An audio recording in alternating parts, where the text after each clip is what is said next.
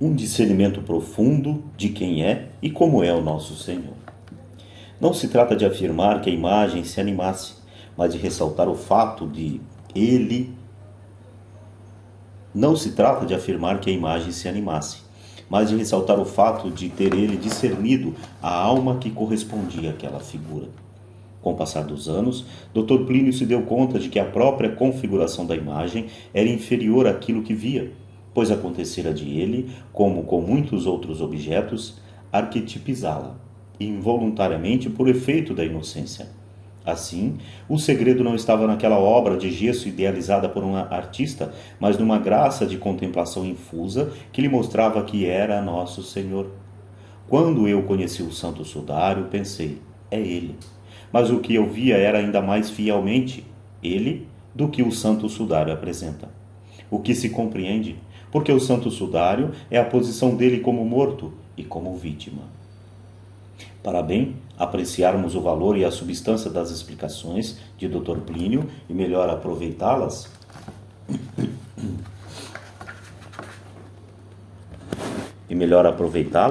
é-nos útil considerar a doutrina clássica da Igreja sobre a contemplação, na qual agem os dons do Espírito Santo, em especial da sabedoria, aplicando-a depois ao caso concreto de Dr. Plínio. Dos diversos artigos de São Tomás sobre esse assunto, pode-se concluir que a contemplação é uma visão simples e intuitiva de Deus e das coisas divinas que procede do amor e tende ao amor. Causa impacto a expressão visão simples e intuitiva, porque significa ser esta uma percepção direta, que não vem do raciocínio, mas do amor, pela qual se sente as coisas sobrenaturais. É Deus quem chama a alma à contemplação. De fato, todos os místicos são unânimes em asseverar que esta é um dom essencialmente gratuito. É ele só, efetivamente, que põe a alma no estado passivo ou místico, assenhoreando-se das suas faculdades para atuar nelas e por elas, com livre consentimento da vontade. É uma espécie de possessão divina e, como Deus é soberano Senhor dos seus dons, intervém quando e como quer. Portanto, Deus é quem toma a iniciativa, elevando a alma por essa experiência interior, sem, contudo, tirar-lhe a liberdade. É preciso ressalvar sempre, uma vez que existe um livre-arbítrio, ela poderia rechaçar-se aquela graça.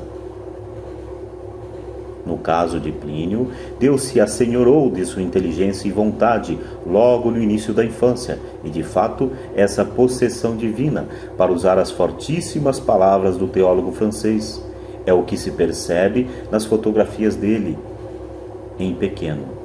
Vejamos agora, pela sua própria narrativa, como isso se passou. Um pormenor merece especial atenção. Ele não diz eu entendi ou eu raciocinei, mas emprega os valores sentir e intuir, sem que tivesse conhecimento da teoria acima exposta. Eu já falei das minhas impressões e creio que, mais do que impressões, graças na Igreja do Coração de Jesus, aquilo eu amei nos seguintes termos. A minha vida, a vida de minha alma é ter contato com isto, entrar em intercâmbio de afeto e de comunhão com isto. Portanto, com o Sagrado Coração de Jesus, nos últimos termos, nos mais altos termos, nos termos conclusivos, finais. E se eu tiver isto, toda a minha vida estará marcada com a nota que eu quero. Viver é isso, quer na vida eterna, quer na vida terrena. Não quero uma vida que não seja marcada por isto, porque não amo outra coisa senão isto. Tudo isso foi sentido ou intuído. No entanto, este conhecer não sempre era totalmente claro. Nesse sentido, uma metáfora dada por Dr. Plínio é muito eloquente. Seria mais ou menos como um homem que não pode entrar numa catedral, mas vê, do lado de fora, os vitrais acesos à noite. Ele se aproxima e ouve a música. Aproxima-se ainda mais e o perfume do incenso chega ao seu olfato. Ele se encanta com a catedral, onde não entra, pois os sinais externos fazem-no perceber algo de sua beleza. Assim, seríamos nós, ao menos eu com ele. Todavia, em outras ocasiões, deitando os olhos na imagem, Plínio discernia nos reflexos de Deus que resplandeciam na alma humana do nosso Senhor, unida hipostaticamente a natureza divina. As graças que recebi quando pequeno da Igreja do Sagrado Coração de Jesus foram, apesar de eu ser menino, como uma visão de quem é e de como ele é. Muito profundas. Enquanto alcance de visão, que depois me faria crescer em explicitações, foram graças de uma profundidade tal que salva um fenômeno da vida mística, que não tive, duvido que eu pudesse conhecer como menino mais do que conheci. Em síntese, embora eu aqui negue a ocorrência de fenômenos místicos extraordinários, como o êxtase, por exemplo, Dr. Plínio faz uma revelação importantíssima ao afirmar ter, de tal forma, compreendido quem é e como é nosso Senhor Jesus Cristo, que praticamente era impossível crescer mais nesta visão, nesta terra. Décadas depois, o mesmo discernimento. Deus quis se manifestar a Plínio como a Moisés na sarça ardente, mas com a particularidade de que esta visão, fruto de sua vida mística, sempre o acompanhou.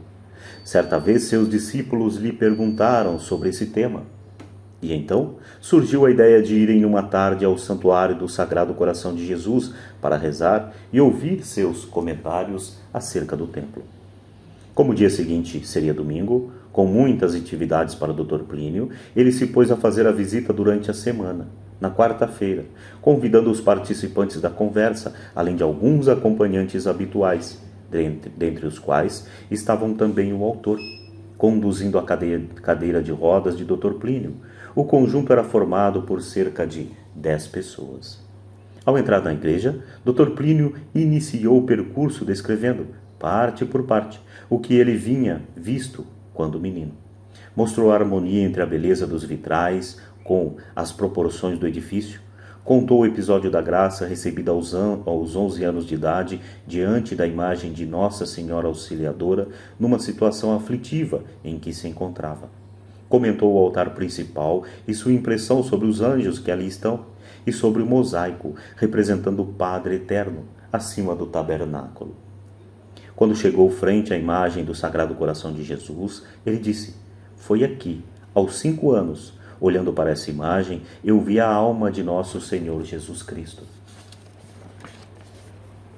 Então, um dos presentes, o qual claramente não havia recebido uma graça para ver o que Dr. Plínio via, perguntou-lhe: "Como o Senhor, diante dessa imagem, discerniu a infinitude divina dele, a perfeição e a elevação que ele comporta?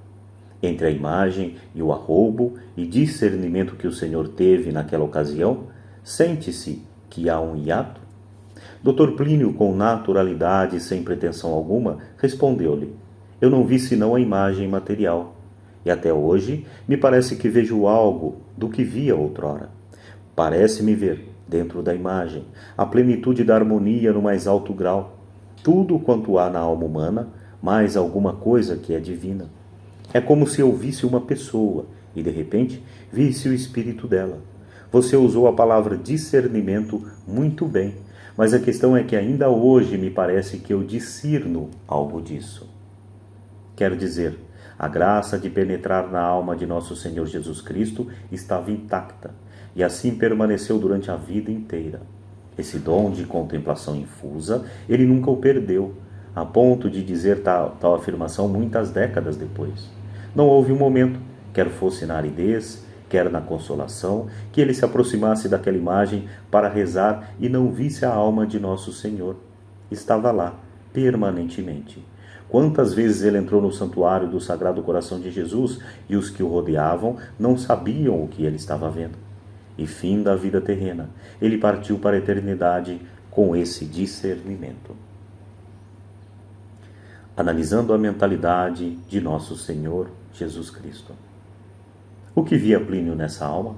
Ele sabia que aquele era o homem-deus, pois Dona Lucília havia explicado isso com clareza, mas a noção teológica ficava-lhe meio brumosa.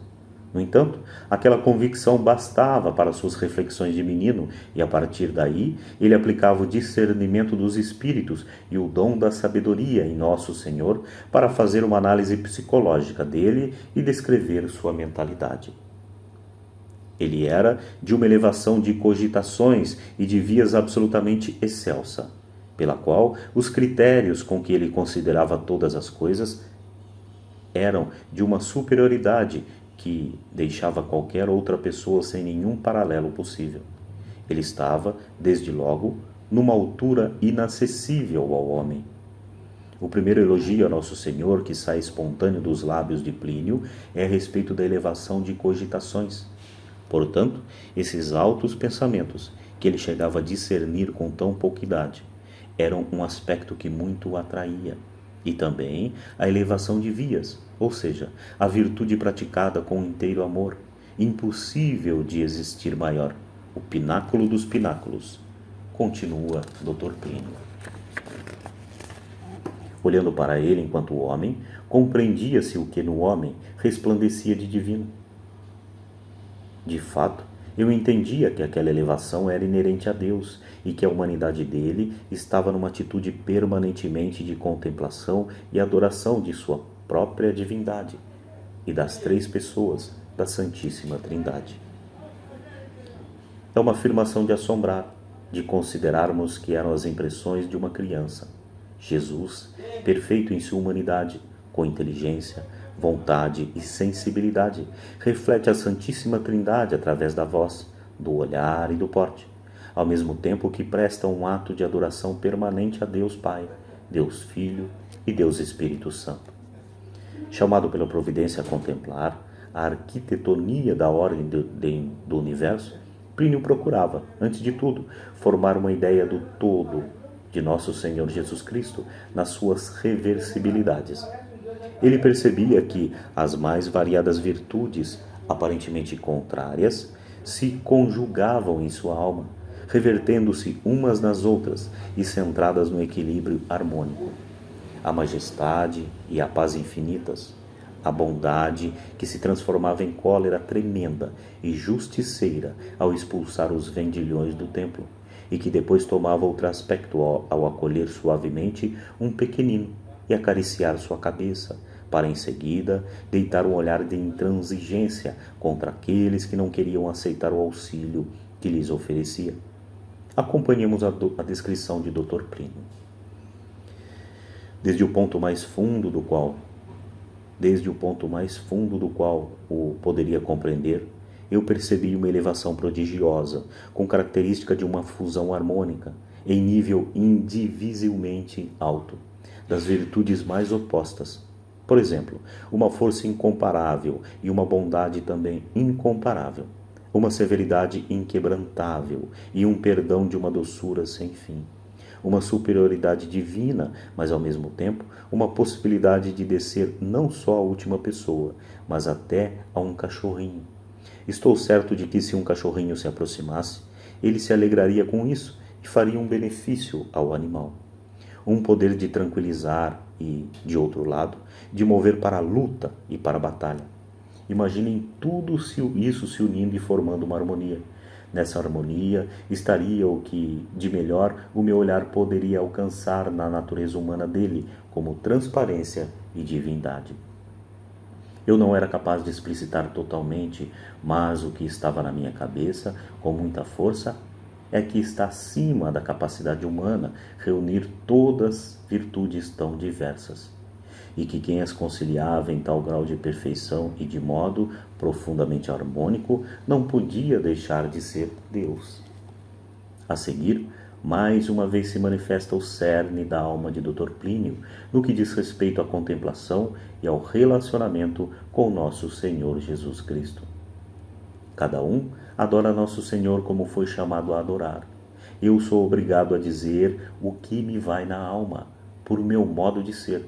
Nunca me contentaria em adorar só um desses aspectos, sem procurar reuni-los a todos os outros, e ao menos muito sumariamente fazer a ideia de como seria o conjunto.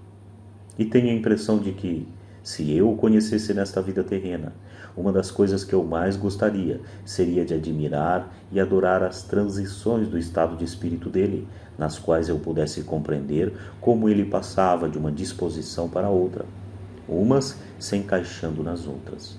E nesta transição, adorar a harmonia de estados de espírito tão diversos. Parece-me que aí a minha alma, no seu desejo de reversibilidades, das harmonias e das ordenações em tudo, encontraria o que a saciasse. Ora, discernir e abarcar este panorama de contrastes harmônicos com tanta precisão e amplitude, numa visualização intelectual e, sobretudo, religiosa, é sinal de estar convidado a ter também essas virtudes, em proporção com as condições de criatura, para, de alguma maneira, representá-las aos outros. Como ele é amigo da ordem universal. Havia, entretanto, um ponto na alma de Nosso Senhor para o qual todas essas luzes convergiam, encantando o pequeno Plínio, pois era como um sol para as demais virtudes. Ali, ele sentia a peculiar consonância de sua alma com a de Nosso Senhor Jesus Cristo, encontrando a plenitude substancial daquilo que for especificamente chamado a espelhar, isto é, a ordem do universo, ressaltada dentro desta, a grandeza sábia. Qual é esse ponto?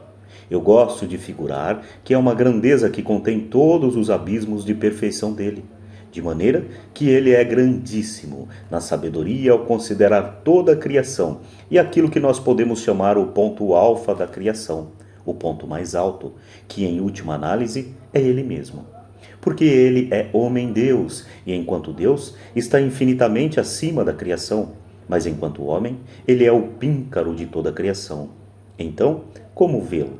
Ele é a sabedoria com uma serenidade infinita, olhando todas as coisas pelos seus mais altos e mais profundos aspectos, pela ordenação que elas têm entre si, e amando-as, porque são assim, porque devem ser assim. E numa reação de maravilhamento, concluía, como ele é amigo da ordem universal, como ele é coerente com a ordem universal, todas as coisas ele as ama, na ordem própria e no mais belo aspecto que elas podem dar de si mesmas. E com que carinho ele as ama. Ele é afim com tudo que é reto e em que não há pecado. Elevação de cogitações, bondade, grandeza, seriedade, ordem universal. Tudo isso aprendia num voo de intuição. Tão rica era a visão de Nosso Senhor Jesus Cristo, que diante de sua distinção e nobreza, considerava-o não só como Deus, mas até como um aristocrata. Eu passava diante da imagem do Sagrado Coração de Jesus, nobre, em pé, sorridente. Olhava e dizia, como ele é bonito. Se um dia eu quisesse analisar a ideia da beleza, viria aqui olhar para o rosto dele, porque bonito é só ele. Mas nada é bonito. Este é o padrão. É um bonito mais de alma do que de corpo. Mas que corpo? E por trás desse corpo, que alma? Todas as regras da estética do universo estão contidas no rosto dele. Não se pode conceber que ele não fosse formosíssimo. Mas esse é o vidro através do qual se vê o resto muito mais alto, que é uma beleza da alma e um modo de ser extraordinário. Por exemplo, eu tenho certeza que nele se apresentavam, num reluzimento perfeito e reversível, o esplendor do raciocínio e a perfeição da intuição. E de um modo harmônico, como não se pode imaginar. De outro lado, muito distinto, fino, régio, não porque tenha o hábito de mandar, nem porque os outros reconheçam nele habitualmente esse direito de mando, mas régio por essência, independentemente do que os outros achem ou não achem, queiram ou não queiram, ele é rei. Dr. Plínio chegava a fazer uma correlação entre a limpeza da túnica e a alma. Percebe-se mais uma vez contemplar ele muito mais do que numa visão comum se poderia divisar, pois o que ele diz não se deduz a partir de uma imagem. Ele era apresentado com um manto de uma cor que me atrai sobremaneira, o vermelho, com uma discreta bordadura dourada, que parecia indispensável à grandeza dele. Sem ouro, ele não teria sabido reverenciar sua própria grandeza como devia, e a consciência que ele tinha de sua grandeza era uma coisa que me encantava. A túnica dava a ideia de estar ele perpetuamente limpíssimo, sem mancha nenhuma, nem na alma, nem na indumentária. Essa limpeza se manifestava mais no corpo dele, que não só nada tinha de encebado, de doente, mas parecia emitir luz. Depois, as boas maneiras dele, como está em pé com distinção, como o modo com que ele segura o coração, é de uma pessoa bem educada, com a impostação na cabeça, é de alguém que teve boa formação, como a barba está bem arranjada, sem faceirice, que supremo aristocratismo natural do cabelo.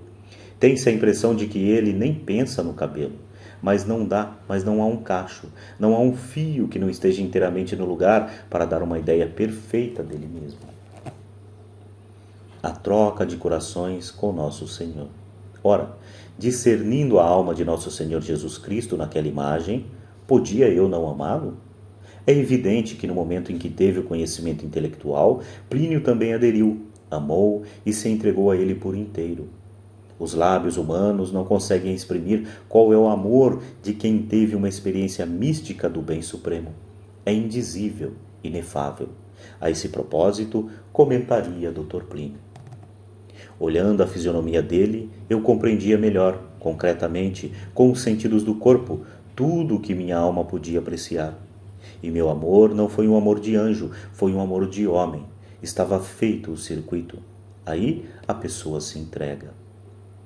Do sentir sua consonância com Nosso Senhor, decorria um desejo de unir-se a Ele, imitá-lo e moldar o pensamento, as atitudes, os gestos de acordo com Ele, tomando-o como um ideal de perfeição absoluta. E na apetência a ser como Ele, Plínio tinha por modelo desde menino a Deus Pai, porque quem vê o Filho, vê o Pai. Continua sua narração. À medida que eu ia vendo, com a intuição da alma de uma criança, me sentia impregnado por aquilo, de fora para dentro. Quer dizer, essas coisas não tinham sua sorgente em mim, mas ele as comunicava. E daí o desejo evidente de me unir a ele, não só de me unir, mas de morar nele. Plínio era transformado por essas graças místicas e nunca impediu seus efeitos na própria alma. Deve ter se dado, provavelmente, um fenômeno pelo qual Nosso Senhor como que pediu licença ao coraçãozinho da criança e disse em seu interior: meu filhinho muito querido, eu te escolhi para ser o reflexo da ordem do universo criado, dentro da qual eu estou também. Que teu coração ceda lugar ao meu, porque eu quero agora habitar dentro de ti. Conclusão. Ele fez uma troca de corações com Jesus, não no sentido físico, mas sendo o coração símbolo da mentalidade, pode-se dizer que a mentalidade de Nosso Senhor penetrou nele, e o seu coração passou a pulsar segundo aquele a quem amava. Até onde chegou essa união mística, podemos medir com estas palavras. Se naquela hora alguém me dissesse, com provas de evidência, que o Sagrado Coração de Jesus não existia, eu era capaz de ter uma convulsão ou um ataque e morrer, porque então não sou mais eu me desagarrei e morri. Sabemos que quando alguém abraça a vida sobrenatural, costuma passar por 3 vias até chegar à santidade. A purgativa, quando se dá conta das próprias misérias e se afasta do pecado mortal ou venial, cortando os maus hábitos do passado. A iluminativa, na qual vai adquirindo luzes e começa a compreender mais a fundo todas as verdades da fé. E no último plano, a unitiva, em que atinge um conhecimento e um amor em relação a Deus Pai, Deus Filho e Deus Espírito Santo presentes em si, como antes não possuía. Sua oração se cifra não mais em pedir, nem em fazer longos colóquios, mas é a oração de simplicidade ou de quietude, que consiste no completo abandono nas mãos de Deus. Esse fim do processo, daquele que passou pelas vias purgativa, iluminativa e unitiva e adquiriu a oração de simplicidade, é o que Plínio descreve sobre sua relação com o Sagrado Coração de Jesus nos primeiros passos de sua existência. Portanto, de modo diverso à trajetória comum a todas as almas, a experiência de alta mística da via unitiva, ele já a teve no ponto de partida, segundo relatou, durante um jantar com apenas 3 pessoas. Eu percebia na minha infância, de maneira implícita, o que hoje sei como é, que isso não era uma mera operação mental minha. Eu seria incapaz dessa operação mental se a vida dele não tivesse entrado em mim, por participação, e não me tivesse levado a isso. Minha alma teve, portanto, um contato com ele, com a vida dele. E não é só dizer que eu vi o rosto que ele teve, mas eu senti a vida dele em mim. E sentir esta vida dele em mim dá propriamente toda a dimensão do que se diz santidade. Isto é inefável, não há palavras para descrever. Através desta declaração de Dr. Plínio, feita com toda clareza e naturalidade, numa conversa íntima, delineamos o perfil de sua vida espiritual e, pela profundidade que ele traz consigo, fica demonstrada a enorme virtude que ele possui desde tenra idade. Esse perfil nada mais é do que o convite recebido para sentir a vida de nosso Senhor Jesus Cristo em si e vê-lo enquanto pináculo do universo criado e de todos os universos possíveis. Tão grandioso, intenso e abrangente foi o convite que, embora ele pudesse ter recusado, quase foi impedido de dizer não. Eu deduzi o seguinte: é preciso querer até o fim, ter essa mentalidade completamente. Assim se deve ser. Isso é o meu ideal. Eu sou congênere só com quem é congênere com ele, e quem não é congênere com ele, não é congênere comigo. Eu tenho parte com ele, e não tenho parte com quem não tem parte com ele. Com estes eu posso, por conveniências sociais, educação, necessidade de apostolado, conduzir um convívio cordial. Mas parte com minha alma, dizer que eu quero bem, eu só quero bem a quem for com ele, porque a ele eu quero bem por inteiro. Eu propriamente o adoro. Tudo o que ele transmitiu aos seus seguidores era reflexo de nosso Senhor Jesus Cristo. Durante toda a sua vida, ele não foi senão um espelho cristalino no qual viam-se impressos a fisionomia, o modo de ser e a mentalidade do Sagrado Coração de Jesus. Por isso, ele podia afirmar de si que era discípulo perfeito de nosso Senhor. A devoção a ele continuou, como acontece a uma pessoa que, uma vez conhecida certa coisa, tem ali matéria indefinidamente. E dá uma dessas adesões estáveis, tranquilas, profundas, se Deus quiser, da vida inteira, mas que parece não mover-se, porque chegou a um ponto onde tem todo o necessário para alimentar o resto da trajetória. Fica patente ali o que era a alma de um menino chamado a um altíssimo grau de união com nosso Senhor Jesus Cristo e que se desenvolveu dentro dessa perspectiva desde o uso da razão, de tal forma que ela foi substratum para aguentar a caminhada até os 87 anos.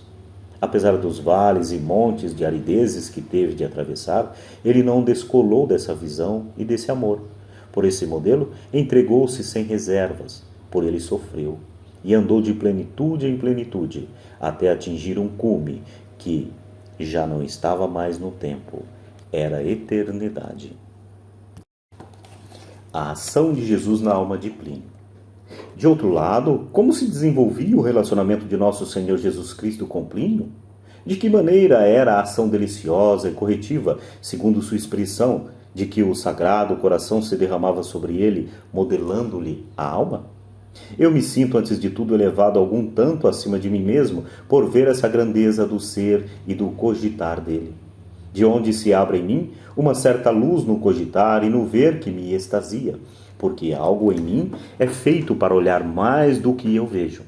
E quando eu saio da minha vida de menininho e percebo algo em mim que vê mais do que eu, e é mais do que eu, tenho a impressão de que escapo, fugindo do bom para o ótimo, me ponho ali na ponta dos pés e me alegro.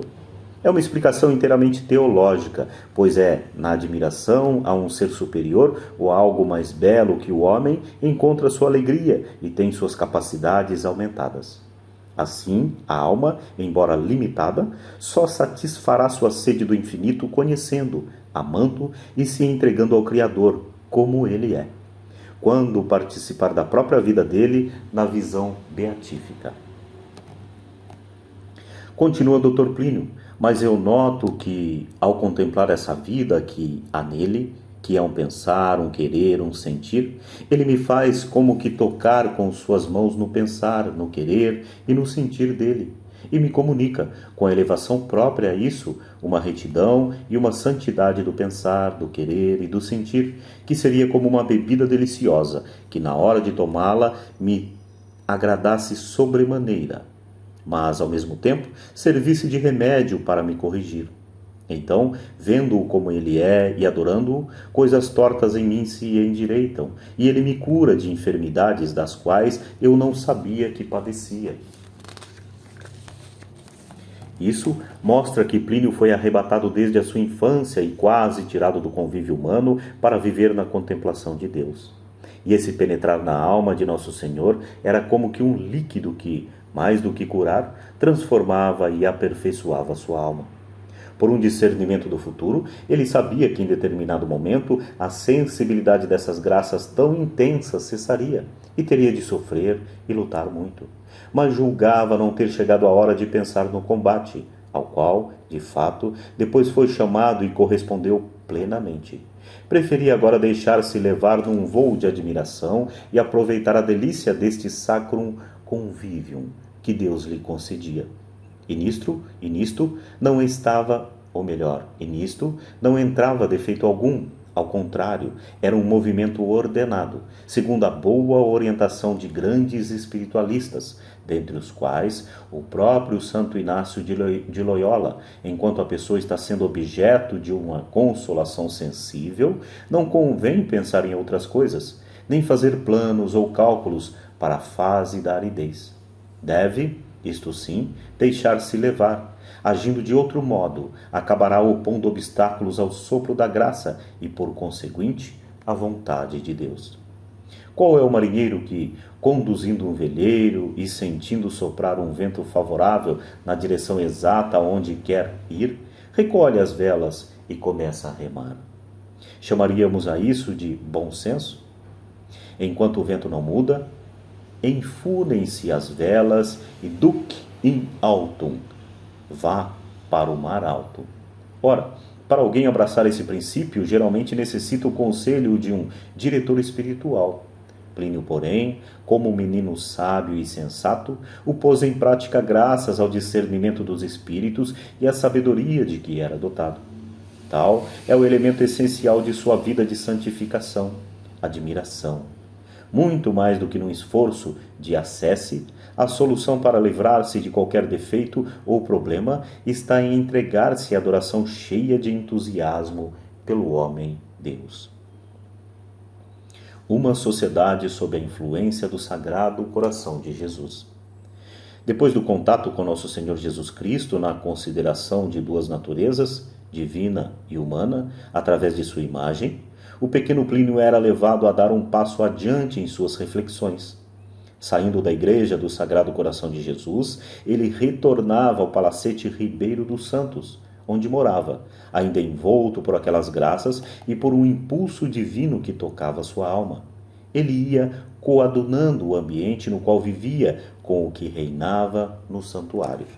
Então, após ter estudado a ação do Redentor na própria alma, procurava analisar como isto se dava com os demais.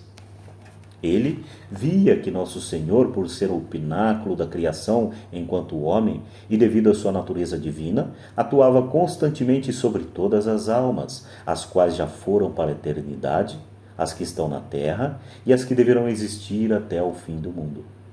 Em uma lindíssima comparação, parecia-lhe que, da mesma forma como, ao prestar atenção na natureza humana de Cristo, ele acabava tocando nos mistérios da natureza divina. Era preciso conhecer bem a fundo a sociedade temporal para compreender melhor a Igreja. E foi assim que Plínio aderiu a Jesus não só pelas vias da piedade e da fé, frequentando a Igreja e rezando, mas também na vida comum de todos os dias, vendo como ele santificava os acontecimentos sociais da aristocracia e do povo. Todo mundo educado e de posses, que representava mais ou menos uma aristocracia local, assistia à missa das 11 horas. Viam-se chegar as senhoras de idade madura em bonitos toilettes, Muitos homens usando ainda fraque e cartola em homenagem a Deus, Senhor de todas as coisas, a quem eles viam e vinham visitar. Eu ficava sentado nos primeiros bancos e, mais de uma vez, sempre muito amigo de análises psicológicas, deitava um olhar tão discreto quanto possível para as pessoas que estavam atrás. Eu notava que algo de difuso se espalhava entre eles e sentia isso quando todos saíamos da igreja. Naqueles grupos de grandes famílias, quase todas conheciam umas às outras. As que iam mais depressa cumprimentavam, as que iam pelo caminho conversavam alguma coisa, davam-se até logo para uma reunião à tarde ou um encontro no dia seguinte. Tudo isso vinha acompanhado de uma calma e uma doçura, que eu percebia que eles ainda traziam aquelas graças dentro da alma, elas, por pouco tempo. E eu me encantava e dizia, ó Igreja Católica. Certos dias, Plínio ia brincar na residência dos primeiros, ou melhor, certos dias, Plínio ia brincar na residência dos primos, situada não longe da sua. De repente, às 6 horas da tarde, o carrilhão do santuário do Sagrado Coração de Jesus tocava o Ângelus. Sua sonoridade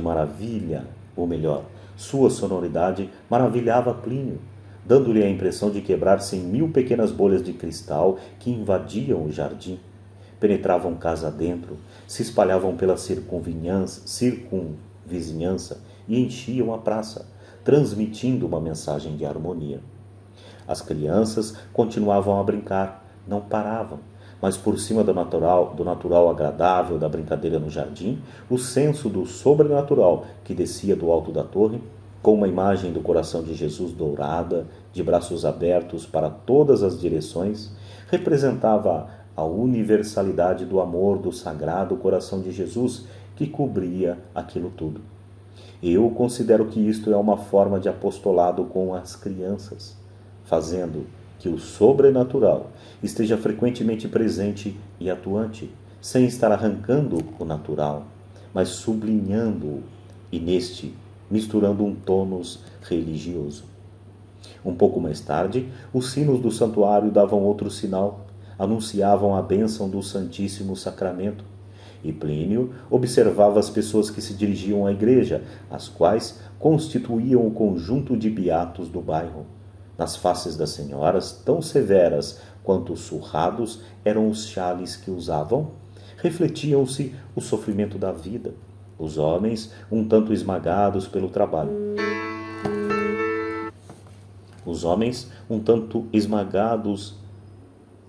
trabalho. Pareciam ficar a cada dia mais encolhidinhos e suas roupas mais puídas. No entanto, no murmúrio das orações que recitavam no interior do recinto sagrado, Plínio distinguia algo diferente da impressão tida ao vê-los na rua.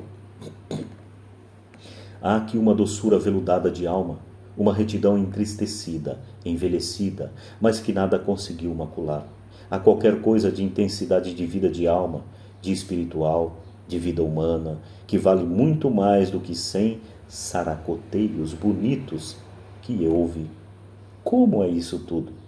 Depois, eles retornavam às suas casas, e o menino, aplicando o discernimento dos espíritos, via que este povo entrava de certa forma, participava daquela devoção ao Sagrado Coração de Jesus dentro da igreja, adorava o Santíssimo Sacramento numa cerimônia litúrgica e saía com um estado de espírito distinto, numa alegria e leveza de almas diversas, numa palavra, em outra transesfera, e tirava suas conclusões.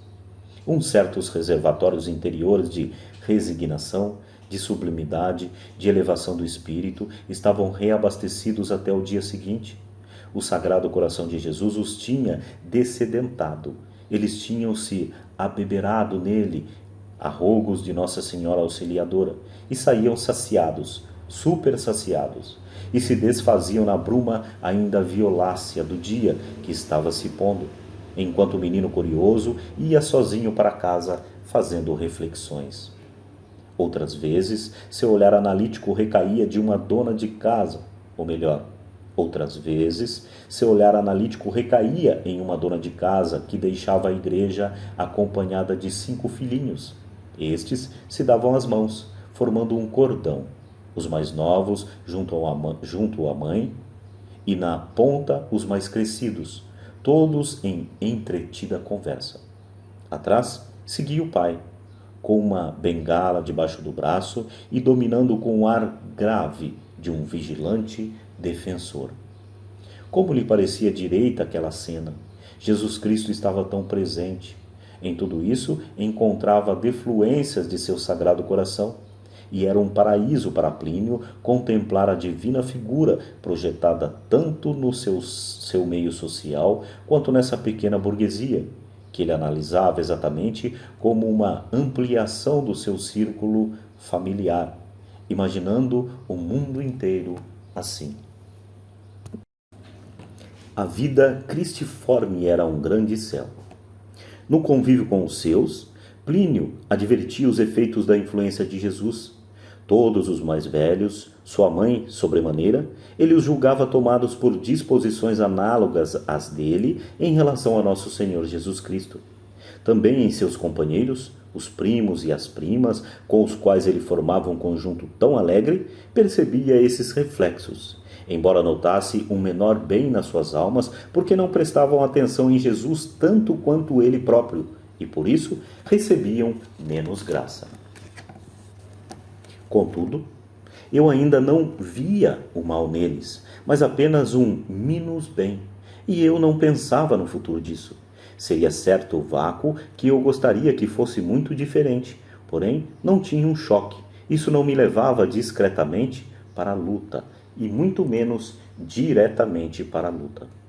Eles não tinham brigado com nosso Senhor Jesus Cristo, não eram inimigos dele, nem tinham estabelecido um corte de relações com ele. Não eram, portanto, filhos do demônio, a quem, aliás, eu não punha nessa cogitação. A ideia geral que ele ficava do ambiente de cada, ou melhor, a ideia geral que ele ficava do ambiente em casa podia sintetizar-se na frase da Escritura: Ecce quam bonum et quam incomodum habitare fratres in unum.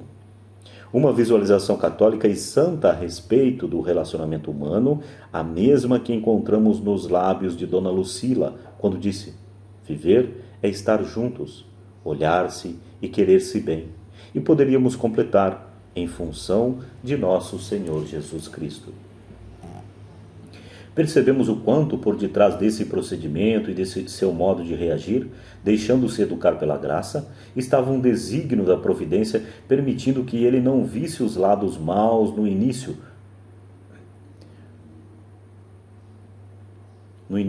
porque queria fazê-lo feliz, contente e satisfeito, para que se entranhasse mais naquela maravilha de uma sociedade toda feita de imbricamento e bom trato.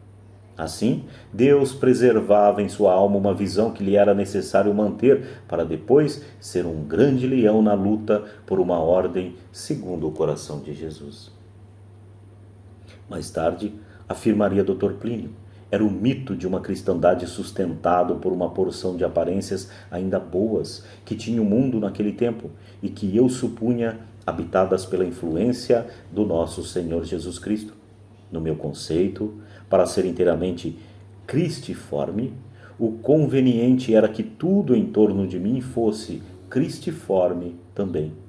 E a partir desse ponto, vinha então a ideia de que essa vida era uma espécie de grande céu, onde o viver era até a hora de morrer. Tão pequenino o inocente era, que nem sequer se punha o problema da morte como consequência do pecado original e a considerava uma tragédia pavorosa e dilacerante que por vezes se atravessava, quebrando a harmonia da vida. De tal maneira, via tudo concentrado em Nosso Senhor que, quando alguém morria, ele o sentia presente dentro do velório. Jesus não chorava, mas vendo os parentes lamentarem-se, tinha dor por aquela gente, assim como sentira o falecimento de Lázaro, seu amigo. Ele era naquela câmara mortuária o que mais sofria. Como na hora do Tannenbaum, ele era o mais alegre, como na hora da Páscoa, ele era o mais triunfal. A sacralização da ordem temporal. A alegria essencial de Plínio era fazer a vida girar em torno do Sagrado Coração de Jesus, uma vez que ele já fora sequestrado por Deus quando criança. Nada mais no mundo o atraía.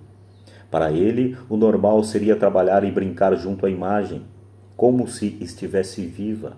Até gostaria de levar às escondidas um apifistroué com chantilly ou um extrait de café e comer ali diante dele, porque tudo aquilo era bom no universo. Mesmo um ato humano, como se deliciar de um doce, tinha relação com aquela fisionomia e aquela alma que ele via.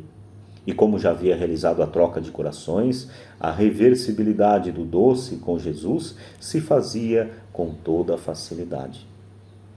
Como seria bom se ele pudesse estar presidindo tudo isso? E como ele ficaria contentíssimo se pudesse comer aos pés dele? E, portanto, também dizer a ele: Senhor, aqui está o doce, ou um café, tão afim convosco, que eu vou me unir a vós, comendo, pensando em vós. Abençoai este doce. E depois dissesse: Senhor, eu trouxe mais um café. E o segundo. Depois, em se tratando de ir embora, se eu não pudesse fazer tudo lá, diria: Senhor, infinitas graças pelas boas companhias que me destes. Estava aqui, em raiz, a vocação do consecratio mundi, da sacralização da ordem temporal. Desabrochava ali um dos aspectos mais profundos de sua alma, o amor pelas duas ordens, espiritual e temporal, ordens essas que ele tanto quis unidas. E assim como ele tinha uma união mística com a Santa Igreja, também fez uma espécie de desposório místico com a sociedade temporal. Mas esta última concebida enquanto civilização cristã, isto é, inteiramente sacralizada, pervadida pelas bênçãos da Igreja, defluídas do Sagrado Coração de Jesus, é o que ele afirma. O que há de mais fundo em minha alma é uma espécie de consideração religiosa da santidade de nosso Senhor Jesus Cristo e de seus reflexos na Santa Igreja Católica, Apostólica, Romana.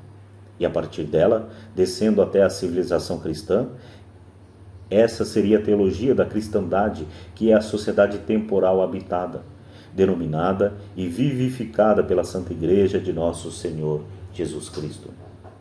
Sempre muito sensível à ordem e às harmonias sociais, o primeiro ímpeto de Plínio foi o de desejar uma civilização a mais sacral e excelsa possível, na qual o Sagrado Coração de Jesus reinasse e constituísse o centro de todas as atenções. Contudo, ele julgava que a condição essencial para realizar este anseio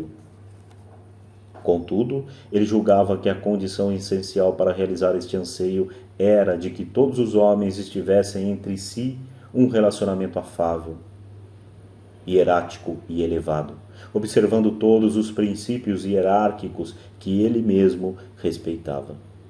Tomando em consideração que a parte do bem que nosso Senhor Jesus Cristo não me fazia diretamente, ele a realizava por outros meios. Então, cada um, ele tinha uma ação direta e depois uma ação supletiva. E aqui entrava o pressuposto da sociedade temporal cristã, a cristandade.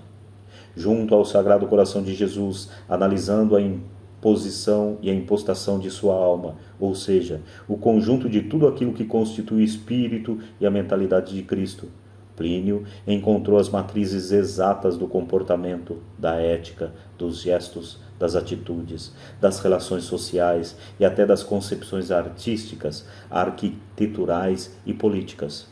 E se acontecesse de ter alguma dúvida, entrava na sua igreja e procurava a imagem, para conferir na alma de Jesus como as coisas deveriam ser. Portanto, ele teve ideia de cristandade já na mais tenra infância, pois sendo ele o homem que explicitaria com especial acuidade a necessidade da sacralização da ordem temporal, era compreensível que a providência o preparasse para isto, fazendo com que encontrasse o modelo em nosso Senhor Jesus Cristo. Preparando-se para receber a Eucaristia. Houve um marco na infância de Plínio que muito contribuiu para incrementar sua já tão profunda devoção ao Sagrado Coração de Jesus. A primeira comunhão, em 19 de novembro de 1917. O autor tem absoluta certeza de ter sido esse um dos dias mais jubilosos de sua existência, desde que teve consciência de si. Várias vezes, ao longo dos anos, ele costumava citar a célebre resposta de Napoleão Bonaparte, quando a este perguntaram qual havia sido a ocasião mais feliz de sua vida. O dia da minha primeira comunhão. Dr. Plínio guardou na alma aquela frase, porque com ele se passou o mesmo. Entre tantas reformas magníficas empreendidas pelo Papa Pio X, houve duas que trouxeram enorme surto de graças para a Igreja e frearam a avalanche revolucionária da imortalidade e perdição da humanidade, produzindo um tremendo abalo na obra de Satanás no mundo. A primeira, o estímulo para a comunhão frequente, diária, se possível, através do decreto Sacra Tridentina Sínodos, de 20 de dezembro de 1905, que punha ponto final às nocivas tendências contrárias que, sob pretexto da honra devida ao sacramento do altar, esfriavam o fervor das almas e as afastavam de Jesus hóstia. Não muito tempo depois, mediante o decreto Quam Singularis, de 8 de agosto de 1910, a recepção da Eucaristia pelas crianças, para a qual o Santo Padre estabelecia como suficiente a idade da discrição, ou seja, aquela em que se é capaz de raciocinar. Em tempos idos, demorava-se muito para fazer a primeira comunhão, mas depois da medida de São Pio X, a piedade eucarística fez progressos extraordinários. As comunhões se tornaram frequentíssimas e as manifestações religiosas múltiplas. Em todas as igrejas viam-se nuvens de crianças levadas por seus pais para se aproximar da Sagrada Mesa. Como não poderia deixar de ser, numa pessoa tão piedosa e séria quanto ela, Dona Lucília tinha alta ideia de que era a graça da primeira comunhão.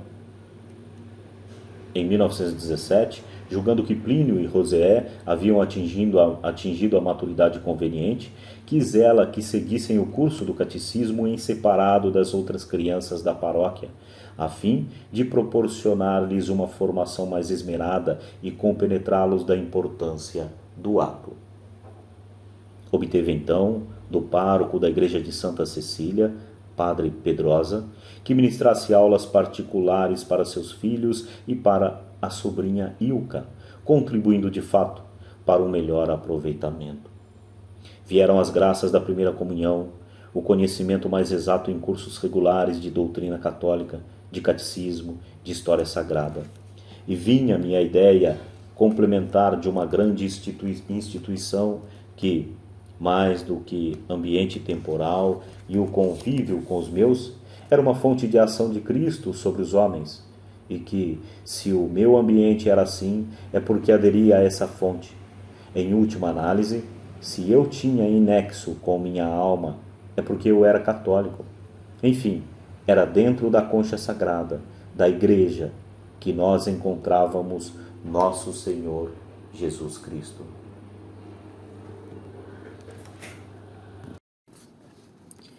No próprio contato com uma pessoa consagrada a Deus, como era o sacerdote, Plínio sentia um certo efeito sacralizante. Isto ajudava a fazer uma ideia mais exata do Deus que iria receber na Eucaristia. Tudo somava-se para enlevar seu espírito, fazendo-o crescer em respeito e veneração pela Igreja. O belo ambiente da sala, onde lhe eram ministradas as lições na Igreja de Santa Cecília, a matéria tão santa e, sobretudo, um ponto da doutrina católica, qualificado por ele como um dos maiores encantos de sua vida, o dogma da infalibilidade pontifícia. Isto me deu muita segurança e muito reconhecimento e admiração por Nosso Senhor, por ter ele escogitado uma igreja assim. As recordações de Dr. Plínio bem refletem o clima de piedade e inocência que antecedeu o grande dia. O papel de Dona Lucília foi sempre de uma simplicidade extrema. Não imaginem que, chegando eu a casa, ela procurasse completar o que o padre ensinara, fazendo um comentário sublime. A presença dela, que eu não sei descrever, e sua enorme devoção ao Sagrado Coração de Jesus propiciavam uma atmosfera de elevação, criando condições para eu apetecer os temas ligados à fé. O mais importante era a maneira profundamente religiosa de ela conduzir-se face a nós, irradiando piedade e devoção em toda a sua vida e modo de ser. Quando ela dizia: "Filhão, está vindo do catecismo?", a palavra catecismo era pronunciada com tal respeito, realçada pelo olhar, que eu ficava encantadíssimo com aquele exemplo vivo e me deixava penetrar a fundo por aquilo. Alguns dias antes da data fixada para a cerimônia, começavam a chegar os presentes. Em geral, segundo as praxes da época, tratava-se de lâminas ou imagenzinhas fundidas em metal, ou às vezes até em prata, quase sempre com motivos eucarísticos, colocados sobre plaquetas de pedras coloridas, como ônix, jaspe, lápis, lazuli ou mármore. E Plínio, sempre sensível a pedras e cores, as analisava com vagar, tirando conclusões. Eu me lembro de desanimar aquelas mármores e achar que as graças que eu ia receber tinham qualquer coisa de imponderável. Parecida com eles, eram lembranças que davam à criança o sabor da alegria sacral e do bom gosto das pompas da terra postas a serviço da piedade, e instalavam de um modo presentioso a religião no firmamento cultural infantil. Um desses santinhos, constituído de mármore verde com veios variados, agradou-o em particular. Tinha o aspecto de um pedaço do mar petrificado, e ele julgava que havia fundamento na própria essência divina para essa pedra ser assim, e que algo do próprio Deus se conseguia entrever melhor ao analisá-la. Sobre a pedra, um medalhão representando o discípulo amado com a cabeça recostada no peito de Jesus, numa postura de inteira submissão para com o Divino Mestre. Atraiu a Plínio, em extremo amante da hierarquia. Deixemos que ele mesmo narre suas impressões. Como me pareceu respeitável e venerável o gesto de nosso Senhor Jesus Cristo com São João Evangelista. Anti-igualitário por vocação, por todos os impulsos da graça em mim, eu me extasiei contemplando a atitude muito bondosa, mas doutoral e grave de Nosso Senhor nessa imagem, e dizendo alguma coisa que não era uma censura a São João, e sim a natureza humana enquanto atingida pelo pecado original. São João Evangelista está filial, débil, sentindo sua própria fraqueza e pedindo a Nosso Senhor o seu apoio. Está gostando de ouvir anunciado o que há nele de fraco e, ao mesmo tempo, se reconhecendo insuficiente para vencê-lo. Mas está tão confiante e certo de que será atendido. Sente tanta bondade por detrás das advertências solenes de Nosso Senhor que até reclina a cabeça sobre os ombros dele.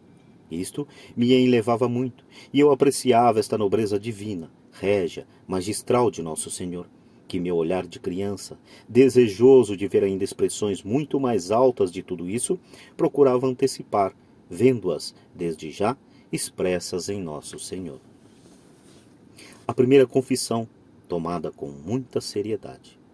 Ora, para satisfazer as diretrizes do Papa, antes de ser admitida à comunhão, toda criança deveria apresentar-se diante do tribunal da penitência. No caso de Plínio, a primeira confissão foi muito difícil, embora ele a tomasse com toda a seriedade. Na véspera da solenidade, a Fraudren, Matilde, levou as crianças à igreja. Ao entrarem, ela perguntou ao menino: "Plínio, você está arrependido de suas faltas?" Alguns dias antes, tendo ouvido a expressão chorar aos pecados, Plínio não havia compreendido seu sentido figurado e deduzira que só tinha verdadeira compunção a pessoa capaz de derramar lágrimas pelo mal praticado. Ele, porém, de índole plácida e estável, embora lamentasse suas faltas, não sentia nenhuma vontade de chorar. Receoso de fazer uma confissão sacrílega, respondeu: "Não." Ela exclamou: "Como? Arrependa-se. Faça uma via sacra e contemple a paixão de nosso Senhor Jesus Cristo." Ele obedeceu, pensando que de fato aquilo convinha para uma alma dura como a sua. E após percorrer todas as estações, voltou a apresentar-se à alemã. Esta, inflexível, indagou: já está arrependido? Ainda não. Ah, se tem de se arrepender. Então vamos a outra via sacra. A governanta possuía o entendimento inexato da contrição, julgando depender do sentir, quando na realidade é um ato da razão que provém de uma graça. Há isto sim o chamado dom das lágrimas, que consiste justamente no arrependimento extremo, a ponto de a pessoa chorar por causa das suas próprias faltas. Entretanto, esse sentimento não pode ser fruto de um esforço, é também uma graça de Deus. A compunção não é uma pena sensível, mas é um profundo tomar a sério os dados oferecidos pela fé. Se eu fiz mal tal coisa, pesa-me tê-lo feito e não vou repetir o que fiz. Portanto, a essência do arrependimento é, primeiro, consideração lúcida do ato que se fez. Segundo, reconhecimento de todo o mal que houve nesse ato. Terceiro, a consciência de que não o deveria ter praticado. Quarto, propósito de não repeti-lo. Por fim, após 3 ou 4 vias sacras e várias tentativas de despertar alguma comoção pesarosa, a Fraulein disse: bem, vá logo contar para o padre a situação de sua alma. Ele dirigiu-se ao confessionário e leu diante do sacerdote a lista de todas as faltas, escritas com cuidado num papelzinho para não as esquecer. Depois, declinou o problema de consciência que o angustiava. O confessor sorriu e o esclareceu a respeito. Em seguida deu-lhe a absolvição e tudo se resolveu. Quando chegou a casa, Plínio lembrou-se de ter esquecido a folha na igreja e, aflito, disse para Dona Lucília: mamãe, eu perdi meu papel da confissão. Deve ter ficado no confessionário. O que faço? Imagine se alguém o apanha. Dona Lucília procurou acalmá-lo, porque sabia que ele não tinha nenhuma falta de que pudesse ser ridicularizado, e respondeu: agora a igreja está fechada. Amanhã sua mãe vai lá para ver se encontra o papelzinho. Não se perturbe, meu filho. Fique tranquilo. Mas uma velha criada chamada Madalena, que prestava serviço de lavanderia para a família, ouvindo a conversa, achou graça e interrompeu a tarefa de empilhar roupa para sair correndo. No intento de procurar aquelas anotações.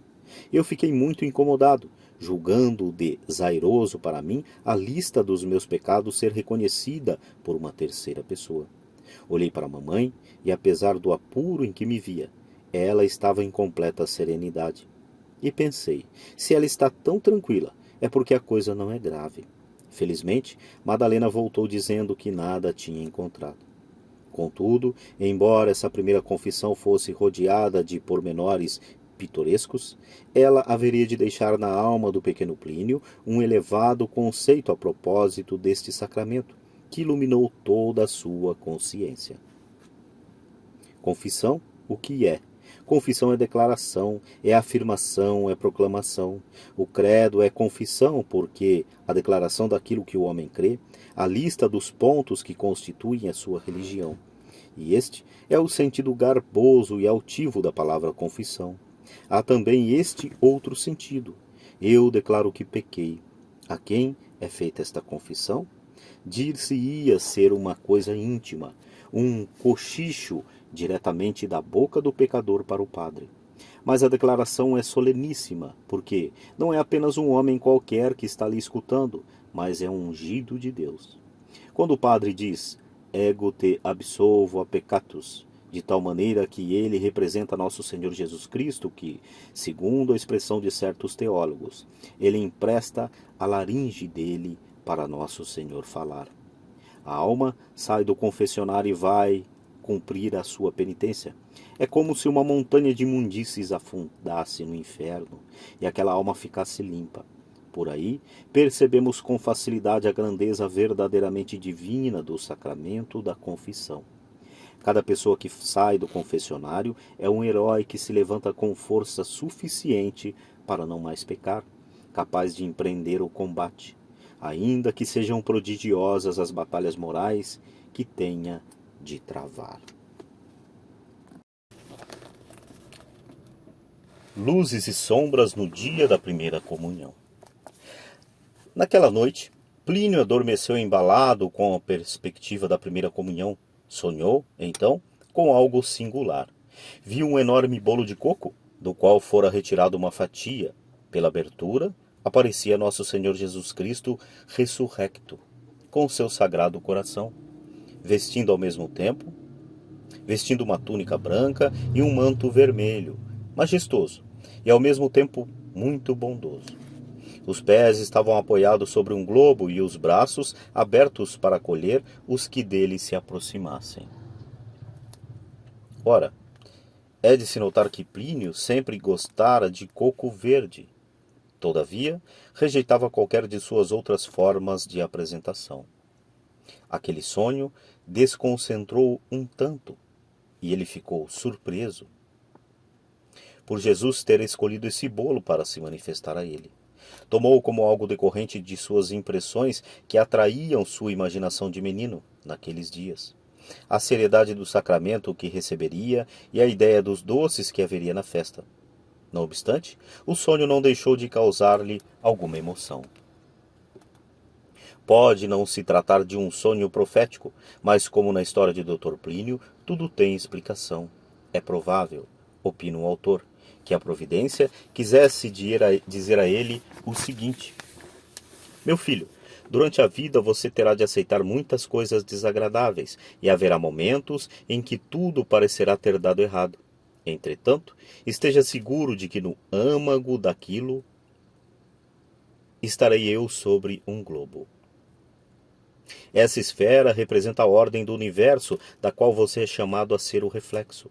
Compreenda, pois que, para essa ordem ser tão espelhada como eu quero, será preciso passar por muitas asperezas, figuradas pelo coco detestado por você. Tais contrariedades, com efeito, começaram a se oferecer a ele já na própria manhã do ansiado dia. Naquele tempo, as crianças se apresentavam belamente para fazer a primeira comunhão. As meninas iam vestidas de branco, com um véu sobre a cabeça e uma grinalda de flores também brancas, significando a virgindade. De modo que a roupa fosse símbolo do estado da alma ao encontrar-se com nosso Senhor Jesus Cristo. Para os meninos, era costume, em São Paulo, mandar fazer um traje de cerimônia, ao qual se dava o nome, por derivação, de eton, pois era cópia da vestimenta oficial de gala do famoso King College of the Leite of Eton, reside Windsor, na Inglaterra.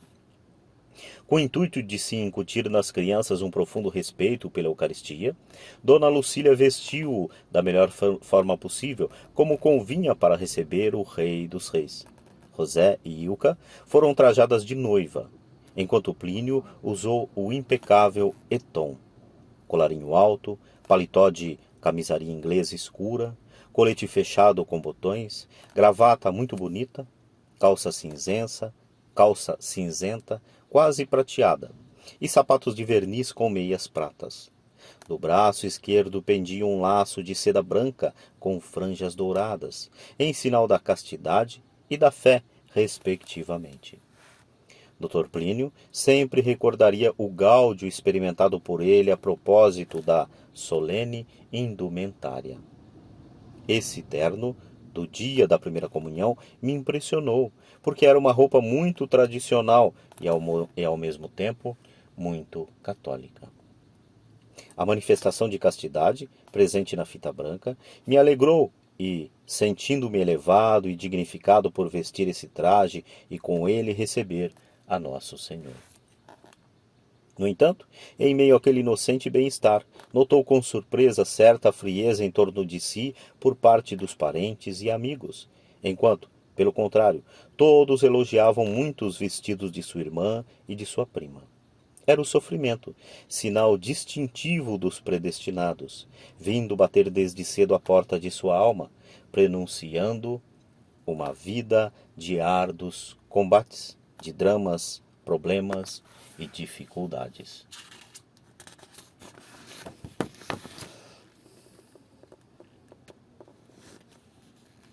Senti que eu estava bloqueado, cercado de uma forma de recusa que constituía um primeiro choque meu com eles, velado, mas que se firmava e tendia a durar muito tempo.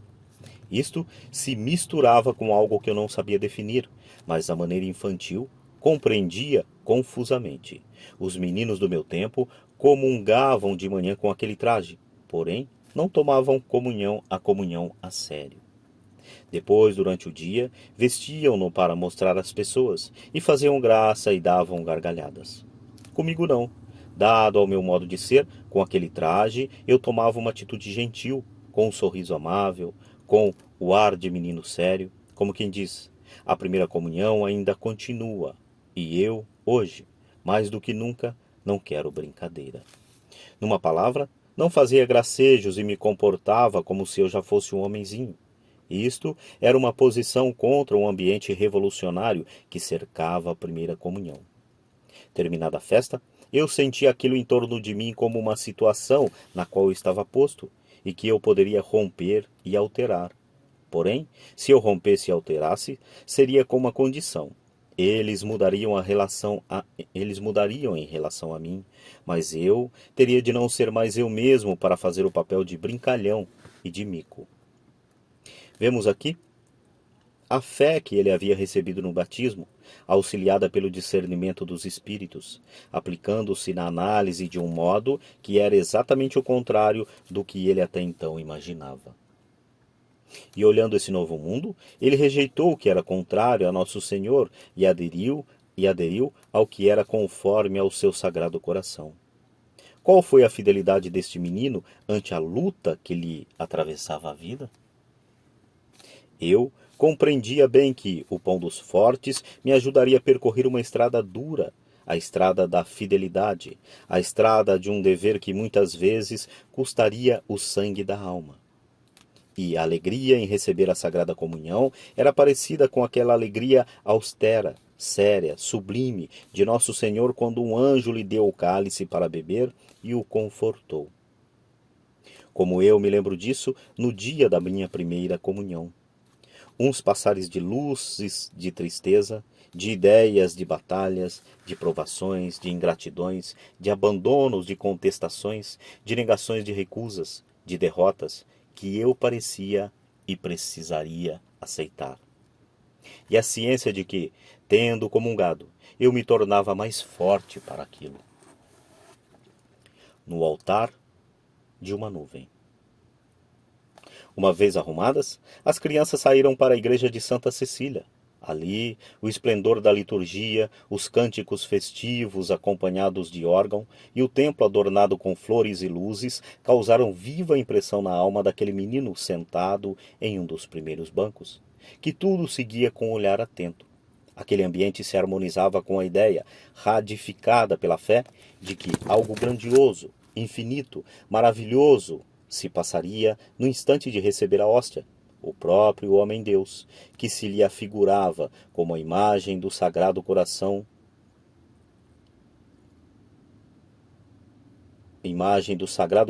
do oratório e de Dona Lucília.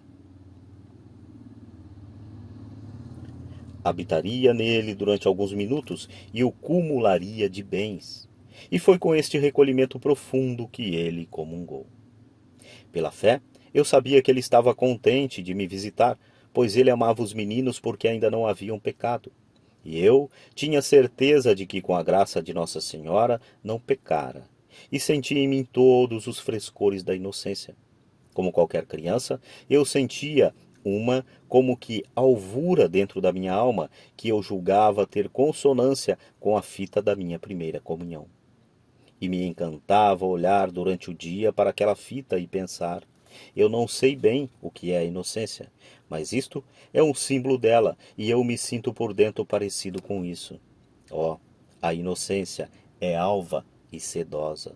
É algo forte, como esse tecido que resiste a uma pressão. De fato, experimentei e pus à prova o objeto. e concluir. Esta convicção e concluir. Esta convicção eu não esqueço para a minha vida inteira. A inocência é algo branco. Vou defendê-la, vou guardá-la. As cerimônias de primeira comunhão ocorriam sempre pela manhã bem cedo, pois ainda não eram celebradas missas vespertinas. À tarde, as famílias organizavam uma grande festa, a qual estavam convidadas todas as crianças com quem tinham relação. Serviam-se de bolos, doces, frutas, sanduíches, sorvetes, refrescos e, sobretudo, chocolate com creme feito de clara de ovo batida em espuma, parecendo uma bonita montanha branca. É com grande alegria e prazer no coração que eu termino mais esta leitura. Se essa leitura lhe foi útil, você pôde acompanhar do início ao fim e pôde engrandecer de alguma maneira a tua vida, e você queira contribuir para que essas leituras continuem sendo feitas, isso como uma troca de energias, né? Você usufruiu de um trabalho e, se achar viável, pode estar contribuindo com esse trabalho também. Então, se você quiser contribuir com esse trabalho, abaixo aí na descrição você tem aí os dados para que você possa contribuir também e fazer a troca de energias, pois é dando que se recebe. Eu dei o meu trabalho a vocês através desse áudio e, caso seja da tua vontade, eu poderei receber alguma coisa em contrapartida de quem está ouvindo.